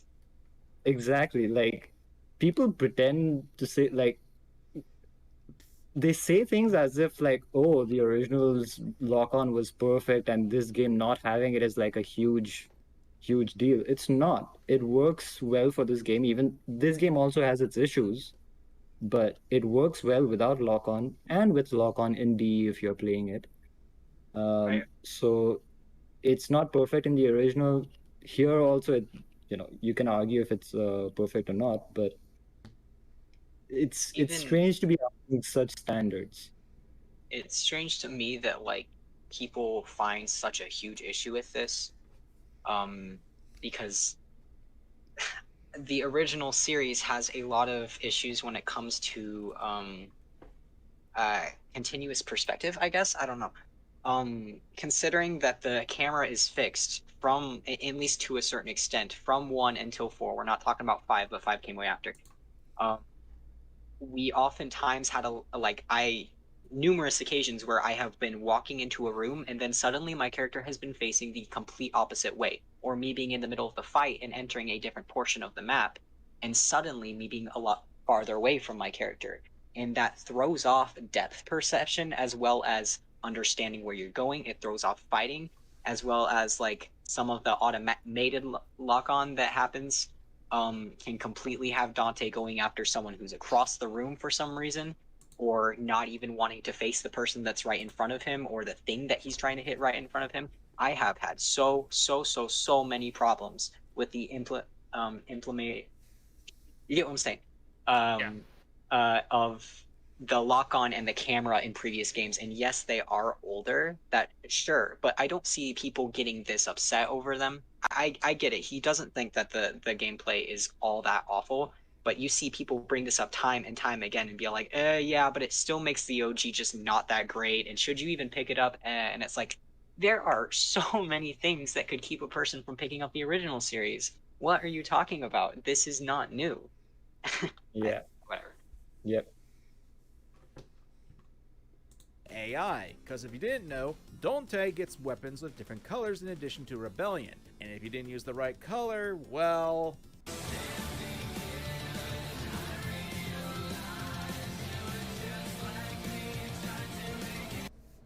How many enemies in the original series have some sort of gate that you have to pass before you can actually do damage to them either way?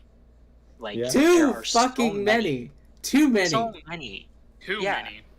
Like Yeah, and it's insane to me that people are so upset over this. Like yeah, what? and I would say like the blue and the red thing. You have two full melee weapons to deal with, a red enemy or a blue enemy, and the moveset is pretty versatile. It's very fleshed out. So to me, like this is like get good kind of thing. Like where Yeah, if you can't deal with it, I'm sorry. Even if then, you can't on the deal PC with it, like version, you should. I'm sorry, go ahead. Yeah. Go ahead. Like I think I made my point.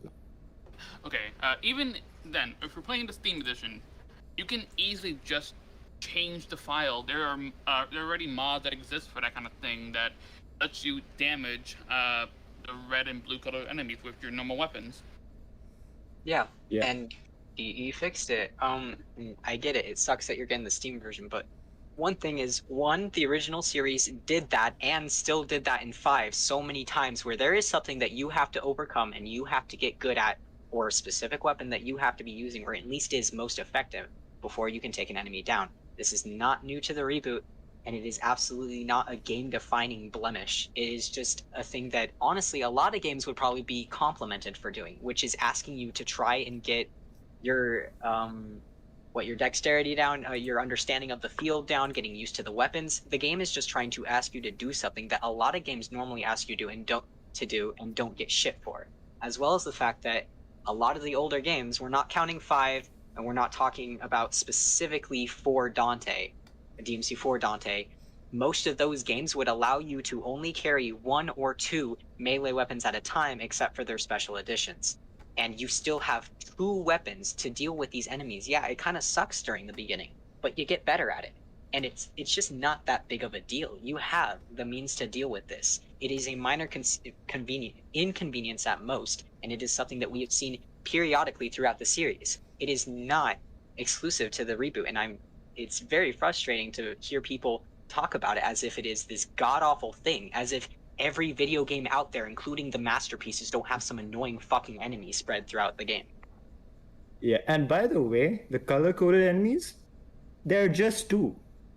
The Knights and the Rages. There are just 2 color-coded enemies in the entire roster of enemies. That's it. This is such a non-issue. Like, yeah, this is just... Yeah, okay. Let's keep watching. I mean, guys, I do want to ask you an honest question, though. If there was a sequel to DMC or a spiritual successor, do you think they should keep a type of color-coded enemies, or do you think it should be more flexible?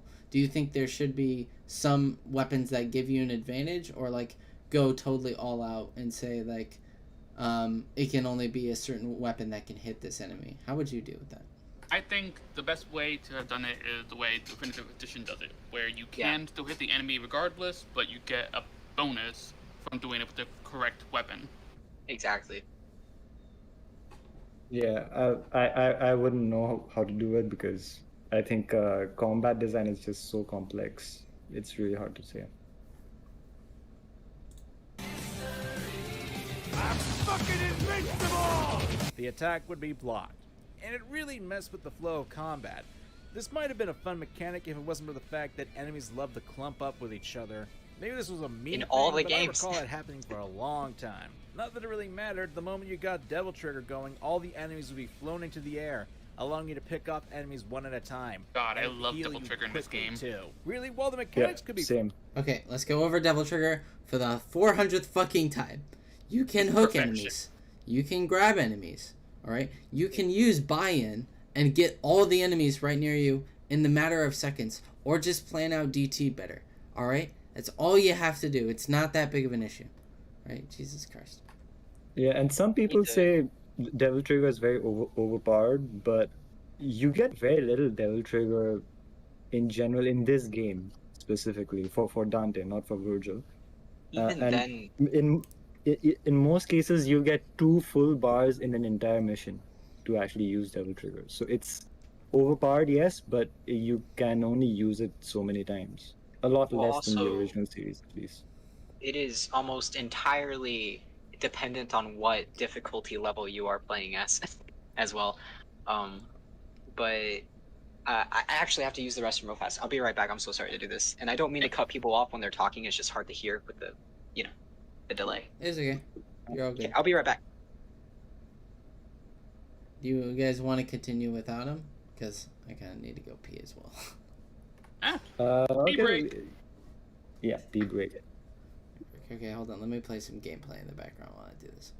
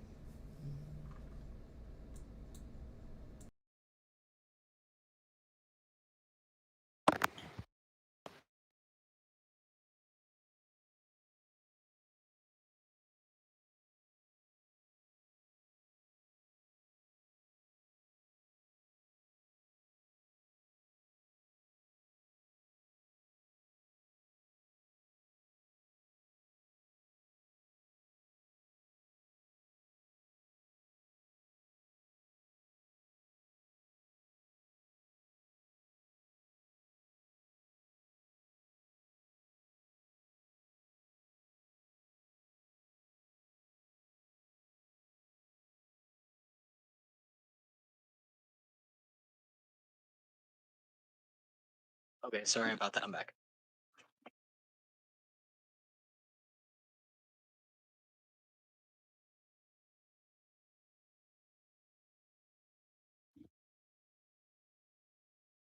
You guys still here? Okay, I'm back. I didn't know you guys stepped away too. Let's just wait for Splinter. That's fair.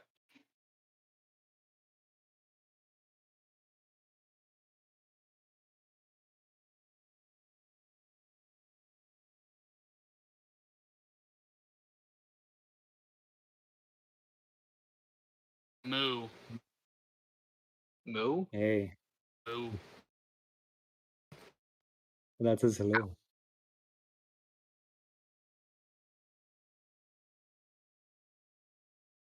Uh,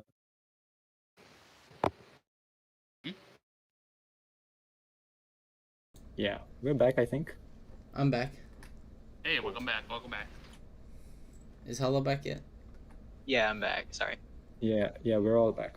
Alright, cool. Let's continue.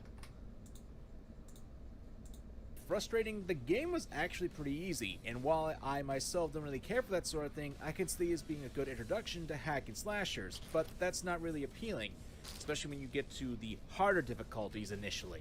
At least as a decent fan of Devil May Cry, especially since it was super easy to rack up the higher ranking, I mean, instead of getting flashy combos, all you had to do was button mash and there you go. Part of the fun and such from... What? No. That's not true. No? He literally just talked about the color-coded enemies. You can't button mash it. What? Yeah. No. Yeah, let's just keep watching what Sources? the fuck does he have to say. Facts? Actual explanation? Nah, he doesn't need that, guys. You don't understand. Maybe if Susie skipped all the story cutscenes, maybe he just skipped the gameplay. That makes sense. Yeah. Maybe Also, maybe he just watched the entire game on YouTube. Yeah. There we go. We found it. We did it. It's very strange to me that everyone is insistent that this title is so easy, which I think that there are literal hardware limitations in the older games that make them hard, but they definitely are a lot harder in their own right in certain aspects. But I still think that harder. yeah, but I think that this game is still relatively hard, especially when you start getting up. I start dying a shit ton when I play the higher levels, and a lot of people that are new to this game have had a hard time even doing human mode, as well as DMC5 also has the same thing going on where if you play on an easier level, it's pretty easy actually, but it keeps getting really hard. And then they said with DE, let's add a shit ton more for you to do. Like, go ahead, explore some more stuff. And I think that when people say that this game is really easy, I really do question, like, how far did you go? What were you trying to do? Were you able to triple S rank on Dante Must Die mode? Like, I want to know, because I feel like maybe you didn't, but you're just saying the game's too easy. Yeah, this is absolutely true because in general, the difficulty level of this game is about the same as 4 and 5. And I would say the reboots, Dante Must Die, is more difficult than DMC5's Dante Must Die. At least from my experience, like literally the first time I tried some of the Nero levels in DMC5, I got S rank. My first time. This was not the case in the reboot, at least for me personally. That's my personal experience, but objectively as well, not just personal experience, I think it's around the same difficulty as 4 and 5. 3 is more difficult for sure. I think even 1 is more difficult, but it's all right. You have Dante Must Die. You have Hell and Hell, which takes fucking skill to complete. Yeah. So, yeah. For me in the past DMC games was finding and working out combos. That was thrilling, and DMC just pushed the delete button on that to me. Oh, and the bosses. Oh, the bosses. They're not bad, they're just unmemorable to me. Did you know there was a boss fight against Mundus? At least I think there was. My brain may be broken. I can't remember anything about it. Only boss fights I consider good was Virgil, which was like Virgil from DMC3, but not as good, and Bob Barbas, who just literally was a talking head and pretty much the only good political commentary that was actually making me laugh. Who's asking for a Labor Day rundown in my ear? Again, a few of these issues were fixed in the definitive edition, but considering that it took a while to fix these issues, I'm sad that those who don't have a glorified box of plastic will have to rely on the digital version of the game on Steam. And these are probably still an issue in it. Thank God for modders. And don't get me wrong, the game is more accessible after the hardcore entries in DMC. Save for 2, but that game does not exist. Well, that was a load of shit. That's it? What? Wait, okay, maybe he'll close off with something, but that was wow, that didn't, like, scratching the surface is like giving it too much credit. Holy shit. He didn't even talk about the story that much. He barely mentioned Phineas. He didn't even mention Mundus. He didn't even mention just like politics bad. Yeah, he spent like a whole 5 minutes talking about politics than the actual game. And he didn't even actually get into what politics the actual game talks about. He just said politics bad, but he didn't get into the politics of the game, like as what's well as presented saying in that the game. He liked the most political aspect about the game, or at least it made him laugh, which was Bob Barbas.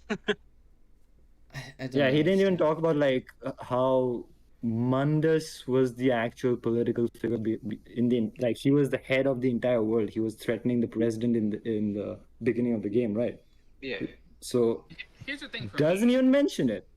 Here's the thing for me.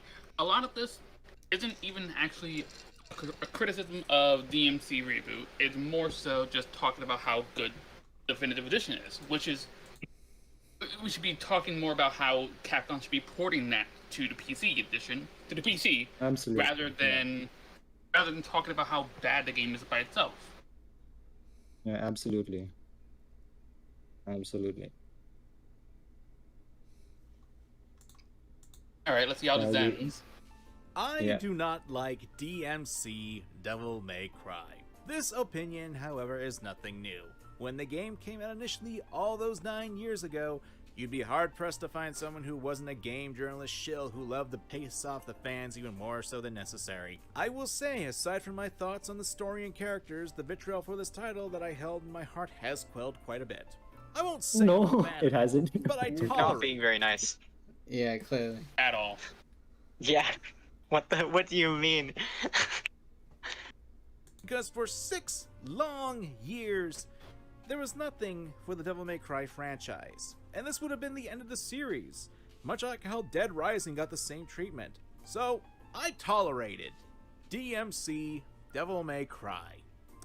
Or I did until Devil May Cry 5 came out.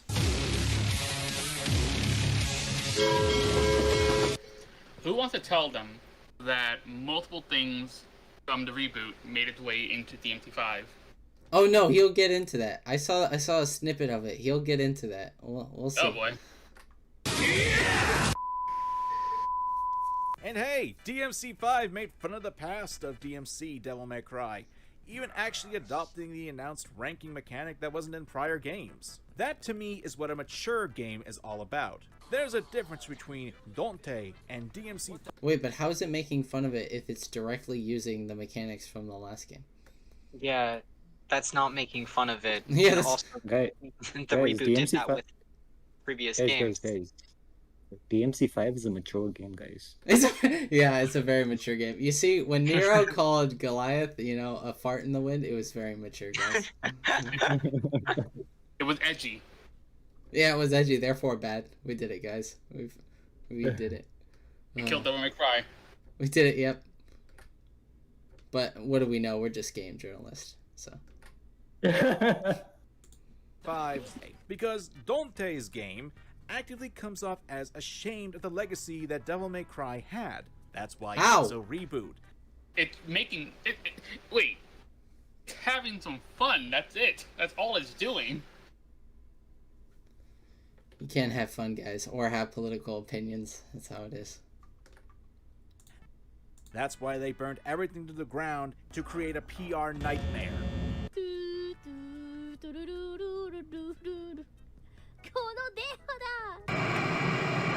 Devil May Cry 5, on the other hand, embraces its past. Even Dante's game to an extent. Even the cowboy hat is obviously a wink to Ninja Theory's really stupid presentation.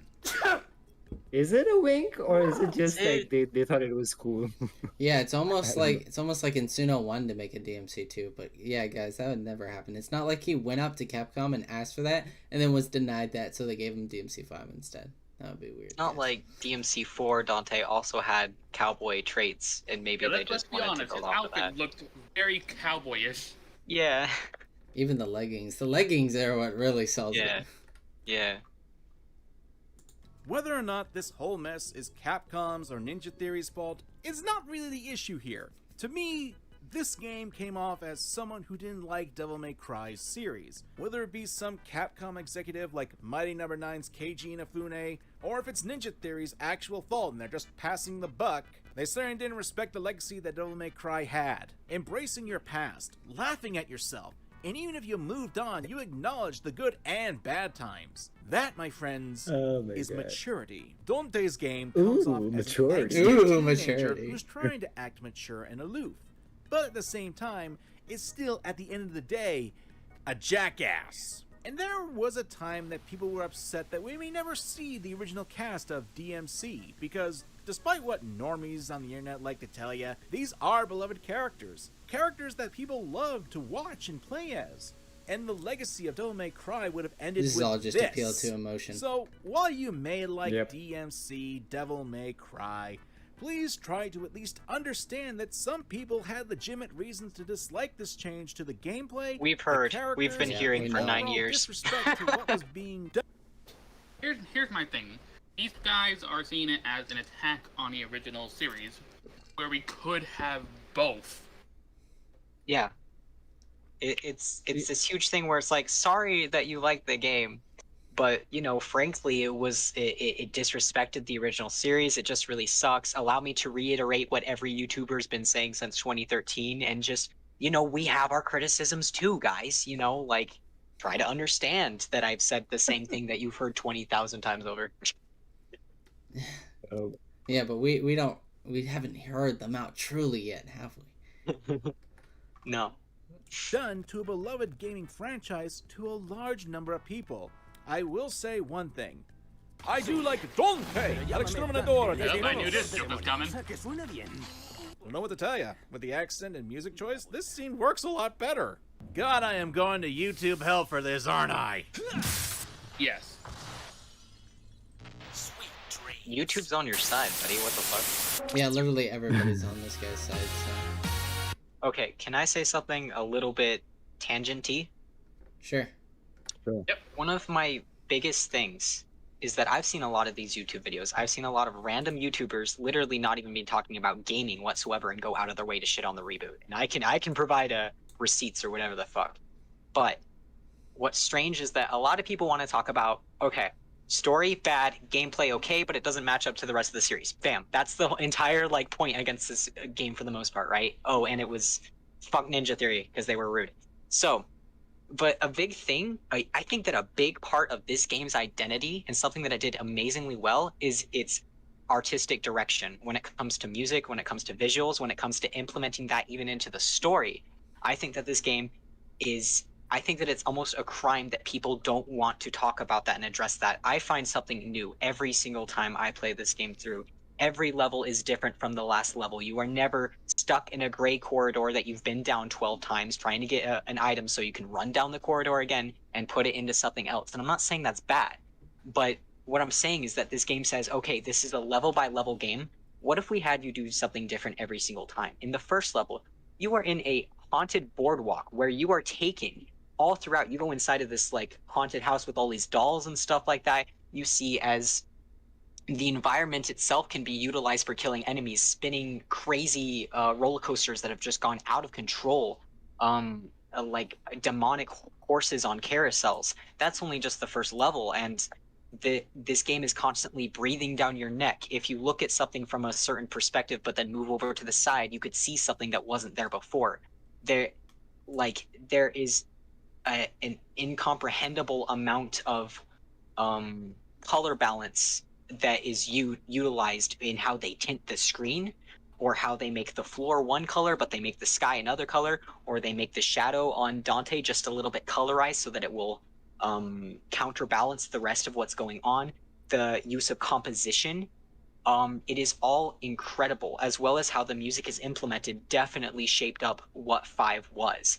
Combat Christ, like the fact that they have this amazing Noise album, as well as all these songs by Combat Christ that are officially like licensed songs, and a lot of them have to do with Dante's character, is super cool as well. That there's so much going on in the artistic realm of this game, and it is all playing homage to what is going on. All the it is so crazy, and nobody ever wants to talk about that. And a lot of it is just going back to its roots of this Italian/Roman kind of mythology, and exploring a lot of Italian architecture, or what demons would do if their energy itself would break apart the world and the world itself were hunting down Dante. This is it is an immensely major part of this game, and it is absolutely impressive. Show this to anyone who doesn't have this bias towards the original series, and they will go, holy shit, this game is beautiful, because I've seen it happen on multiple occasions, and that's what I did when I was a kid too, and I keep doing it. I'm just absolutely so upset about the fact that this game has been equated to bad story, okay gameplay, not really worth the rest of the series, when in terms of at least artistic expression, it was absolutely undeniably a step forward and deserves to be praised in that category, but nobody will ever give it that. You know what I'm saying? Yeah, I absolutely agree with all of that, what you just said. The art style of this game is really, really something. And it's so varied level to level. It's really, really, I mean, okay, one negative to that was, on Xbox 360 and PS3, it ran at 30 FPS. But because they went heavy on, all that art, it's aged well. Yeah. Because on the new systems, it runs at 60 frames per second. And please, nobody's playing the reboot on Xbox 360 and PS3 now. And this game, sorry, go ahead. It's aged well, and it looks so good. I think it looks about as good as DMC5. Of course, DMC5 is more. It has like the more realistic style of graphics, but the actual level-to-level art style, I think the reboot is much better than DMC5. Agreed. I think it's almost like, it's very strange to me that this game having some flaws on the PS3/Xbox/Steam makes it kind of unplayable or garbage. when they are, if anything, just growing pains, and it's insane to me because this is more than just a playable game on the Xbox, PS3, etc., etc. It is a good game on those systems too. The It's just insane to me. I can't believe that something like a game that did so many things right and that tried to pay homage to a lot of things that came before it, that tried to go still in a different artistic direction, but is very obviously rooted in a lot of the original things, is just completely it can't be a part of the conversation because it's that one, you know. I don't know. Yeah. I agree with all of that. Yeah, at the end of the day, it's kind of sad. I think it's because really the voice that's been dominated in a lot of these spheres is just with people like him. You know, it's easy to kind of say, "Oh, reboot bad guys," and then kind of call it a day. You know. Yeah, I mean, I think pre DMC5, I think it was kind of fair to be afraid of, the reboot being the only future for the DMC series. I think that's fair because it's, it'll replace the original series. But at the same time, I think Itsuno was also tired of making. I mean, like I said, it took them 11 years to make DMC5. And who knows when DMC6 will come. Here's my thing. Let's say DMC Reboot never existed. We wouldn't have had another DMC game for a long while, if ever. Yep. So, to say that DMC Reboot was going to even replace Devil May Cry is a bit of a non-issue because Devil May Cry was already, for the most part, gone. Because they didn't plan on doing anything for a while. I think it's very frustrating to see a lot of these people say, okay, well, it's been a long time since then, so let's look at how the game shapes up now. Well, okay, yeah, DE exists, but also fuck the original title, and look at this controversy that had happened like 10 years ago.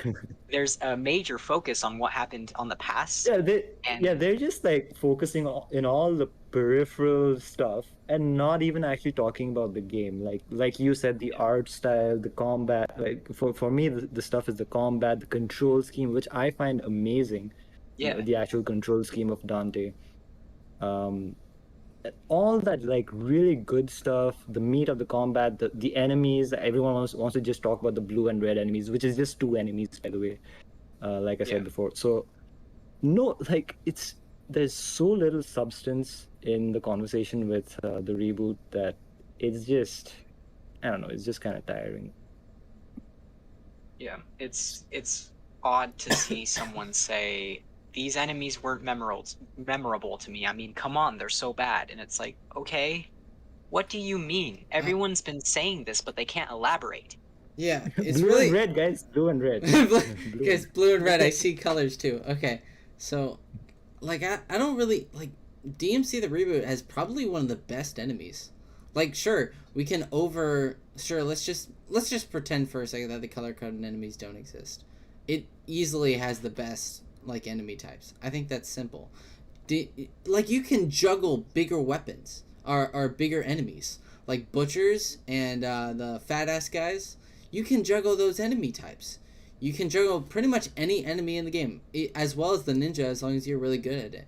Like there's a fuck ton of interesting like support enemies that'll support other enemies. That way you have to take care of them first. Some enemies are heavy hittier than other ones. So in general, I think like it has some of the best and the most variety of enemy types, and we don't have to worry about any of the bullshit gimmicky enemy types that we did like we got in 3 and 4. So you can also really tell a lot about the enemy, like just like that. There isn't a lot of worrying about, wait, what enemy is that?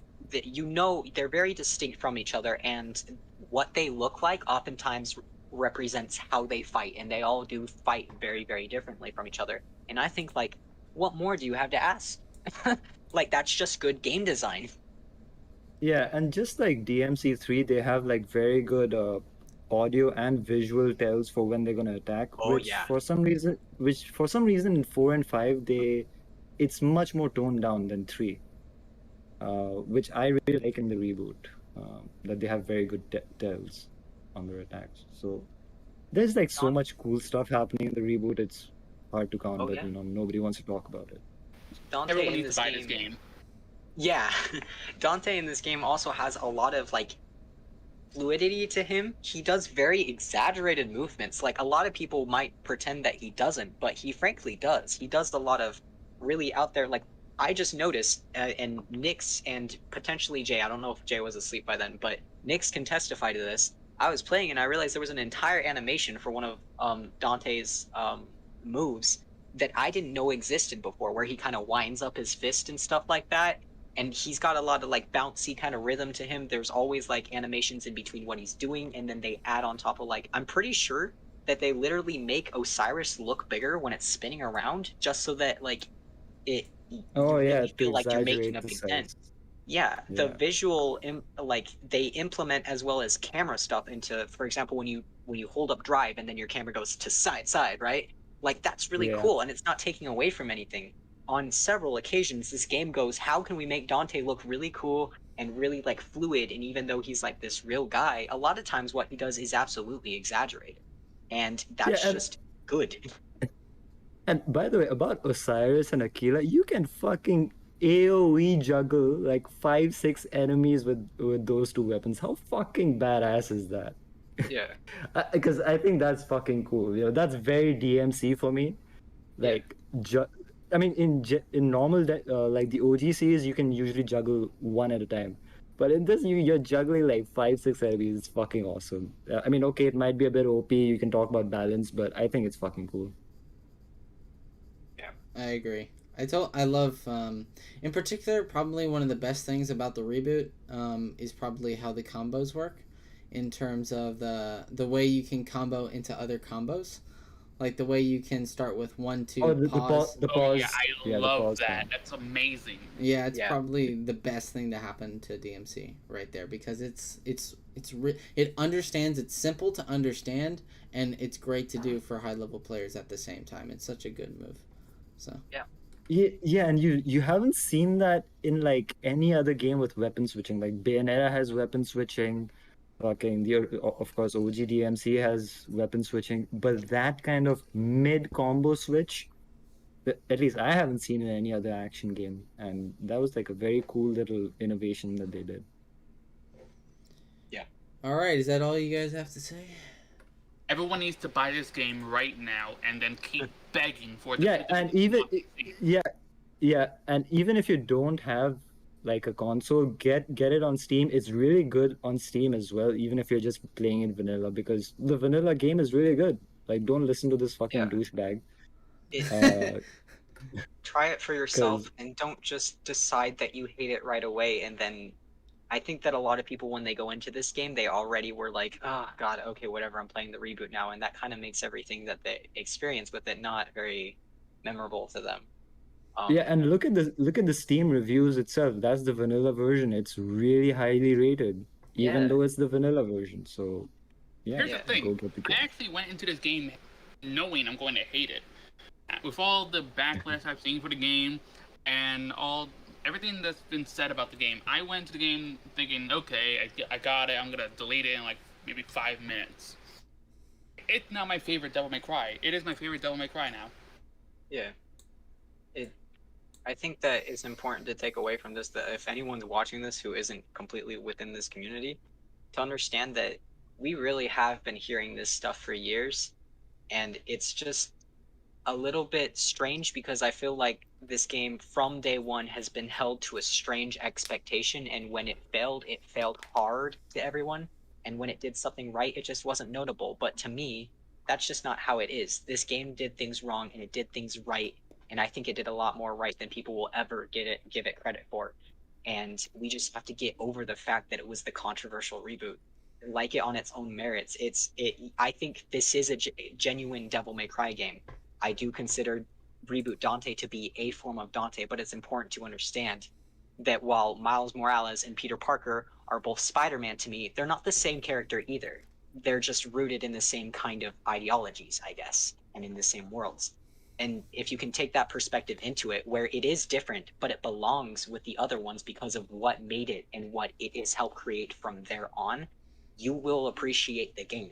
Give it a shot, genuine, you know?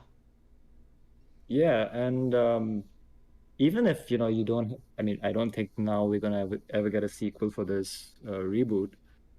Spiritually, I think DMC5 is a sequel to the reboot, in so many ways. And I have problems with DMC5, but it's still really good, and I think it's a genuine spiritual sequel to the reboot. I genuinely do not think that DMC5 would be as good if it didn't have influence from Devil May Cry Reboot. No, not at all. Yeah, for sure. All right, guys, we'll close it there. We nearly we went on stream for 2 hours, guys. We did it. We conquered. Woo! Yeah, baby. All right, we did it, guys. It was a lot of fun. If there's another video like this, it'll come out. We'll cover it again. But I doubt there'll be a reboot video for a while until at least my reboot video drops. By the way, this is super helpful for me, guys. I'm trying to work on a reboot video. It's already going to be a big longer. It's huge. It's probably going to be longer than 3 hours at this point, and I'm not even like halfway through. So yeah, if I have a suggestion, like, I mean, it's great that you're making that video. If you can make like another video that's in the format of this, not in this shitty, but like a shorter video that can be watched in like a shorter sitting, I think that can be palatable to like a bigger, I don't know, viewer base maybe. Agreed. But that's just a suggestion. Yeah, I'll see what I can do about that. Maybe. But I know you'll have to condense a lot because all these kinds of videos, they have no substance, and I know you're trying to get into a lot of substance, so it's going to be very hard. But it's something to think about, I guess. Yeah, don't worry. I'll try and see. I'll make certain sections of the video and then release them as their own thing. That way, if people want to watch a certain section of the video, they can do that, and then there's just the bigger video. So I'll see what I can do about that. But it's hard to like gather so much information in one like video, especially with so many people saying so many things about the game. So yeah. And we'll leave it at that. Thank you very much for the stream. You guys all did great. Woo, we did it. I love you guys. All right. Everyone buy the game now.